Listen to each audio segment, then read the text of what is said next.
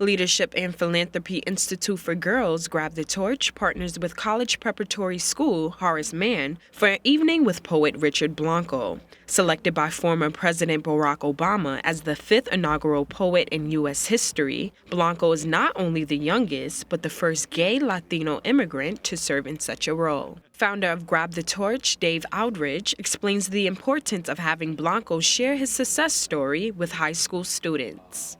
Richard has been involved with Grab the Torch since 2014, and we've seen the impact that he has on students.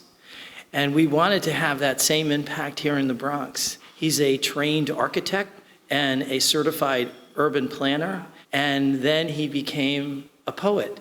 And there isn't a more meaningful, kind-hearted immigration success story than Mr. Blanco. Ever since serving as presidential inaugural poet for Obama, which was such a public moment, right? Like, I've really connected with this idea of how can poetry occupy more of our lives. So every time I get an opportunity to sort of reach out, not just to students, but even parents and grandparents and everybody, right? Like, how can we come around poetry as a way of thinking about things, celebrating ourselves, but also talking about issues. This event is GTT and Horace Mann's kickoff for their Bronx initiative, Art of Conversation, taking place in spring 2020. They believe each youth will contribute to the greater good and enhance their life when given an effective foundation. Student at Horace Mann, Liliana, talks about this evening experience with poet Blanco. I have been following his work and his poetry for a long time now. I lead a club called Poetry Out Loud here at Horace Mann, so just like hearing him speak was really inspirational for my work. A bunch of people asked him questions about